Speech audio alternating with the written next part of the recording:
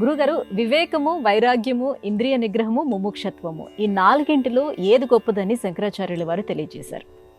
ఇది సాధనా చతుష్టయం అని చెప్పి మోక్షానికి సంబంధించినటువంటి 4 పదార్థాలు. ఇహాముత్ర ఫలయోగము ఇలాంటి, అది కొంచెం పారిభాషిక పదాలు అనుకోండి.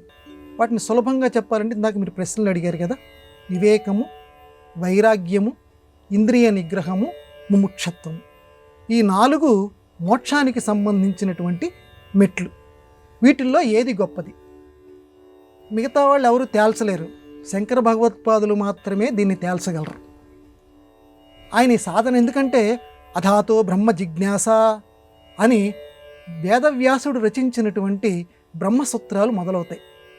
అథాతో బ్రహ్మ జిజ్ఞాస అంటే అథ అటు పిమ్మట, ఎటు పిమ్మట ఈ 4ంటిని ఎవరైతే బాగా అభ్యాసం చేస్తారో, వివేకము, వైరాగ్యము, ఇంద్రియ నిగ్రహము, ముముక్షత్వము అనేటువంటి ఈ 4 లక్షణాలని ఎవరైతే బాగా చక్కగా అధ్యయనం చేసి పండించుకుంటారో, అంటే బాగా వాటిల్లో పండిపోతారో, బాగా తెలుసుకుంటారో, వాళ్ళకి మాత్రమే బ్రహ్మని గురించి తెలుసుకునేటువంటి అర్హత ఉంటుంది. అథాతో బ్రహ్మ జిజ్ఞాస. ఈ 4ంటిలో ఏది గొప్పది? ఒక శిష్యుడు అడిగాడు శంకరాచార్యుల వారిని, స్వామి 4 కావాలంటున్నారు కదా, ఈ 4ంటిలో ఏది గొప్పదంటే శంకర భగవత్పాదుల వారు సమాధానం సూటిగా చెప్పకుండా చెప్పారు. మనం ఆయన యొక్క జవాబు వింటే మనకు కూడా అర్థమైపోతుంది. ఏమిటండి ఈ 4ంటిలో గొప్పదేనంటే, వివేకం అనేటువంటిది తల లాంటిది. ఒక శరీరం తీసుకొని ఆయన, వివేకం అనేటువంటిది తల లాంటిది.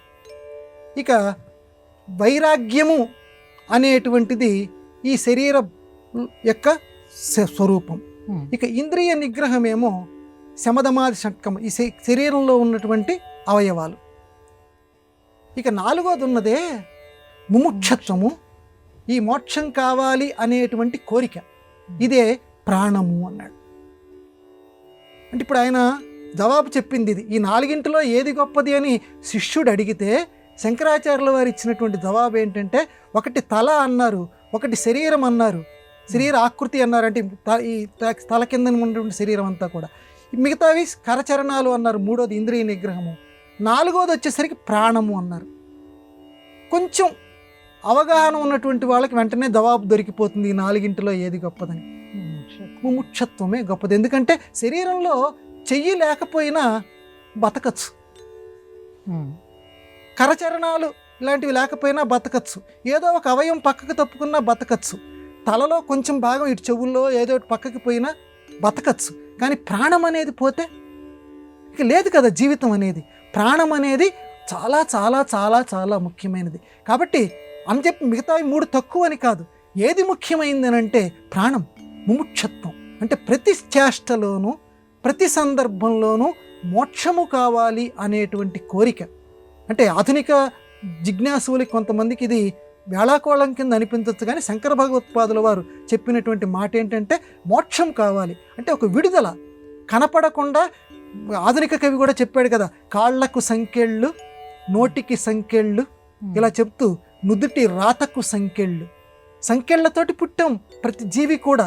కనపడకుండా ఇష్టం వచ్చిన చోటికి నడవలేం, ఇష్టం వచ్చినటువంటి చేతలు చేయలేం. ఎందుకంటే మన నుదుటి రాతకే సంకెళ్ళు, కదలకుండా అట్టే పెట్టేశారు. ఎందుకంటే ఒక రాటకి ఒక గుమ్మాని, ఒక కర్రని పాతి ఆ కర్రకి ఒక పెద్ద గొలుసు కట్టేట, గొలుసు కట్టి ఒక ఆవునో లేకపోతే గేదెనో కట్టేశారు. ఆ గేదె ఎక్కడి వరకు తిరగగలదు?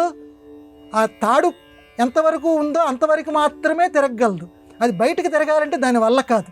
ఆ తాడు యొక్క పరిమాణం ఎంత ఉందో అంతవరకే తిరగగలదు.